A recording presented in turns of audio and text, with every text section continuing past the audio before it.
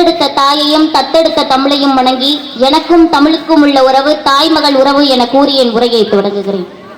பட்டினி கிடந்து பசியால் மெலிந்து பால் பட நேர்ந்திடனும் கட்டி இழுத்து கால்கை முறிந்து அங்கம் பிளந்து இழந்து துடிதிடனும் பொங்கு தமிழை பேச மறப்பேனோ என்று சொன்னவன் மட்டுமல்ல செய்தவன். சித்தனை போல தெரிந்த சித்தனும் அல்ல, பித்தனை போல அலைந்த பித்தனும் அல்ல, தமிழ் பித்து பிடித்த சித்தன். தமிழ்நாட்டில் உள்ள இலசநாடு என்னும் எட்டயபுரத்தில் ஒரு அழகிய தமிழ் கவிஞனாக உதித்த பாரதியை பற்றி தான் பேச வந்துள்ளேன்.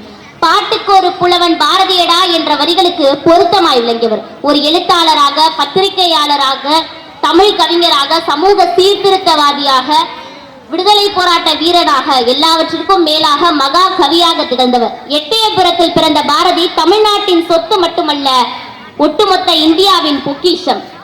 தன் பேனா முனையால் பீரகிகளை விட பெரிதாக முழங்கியவர். ஆங்கிலேயர்கள் நம்மை ஆண்ட போது வாழேந்தாமல் வெறும் வார்த்தைகளை மட்டுமே ஏந்தி போரிட்டவர் நம் பாரதி.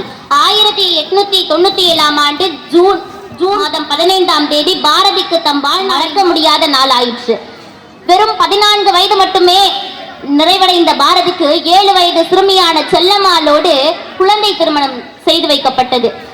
வரும் காலங்களில் குழந்தை திருமணம் நடக்காமல் இருக்க தன் கவிதைகளாலேயே குழந்தை திருமணத்தை எதிர்த்தவர் பாரதி. வாய்ப்பளித்த அனைவருக்கும் நன்றி கூறி விடைபெறுகிறேன். நன்றி.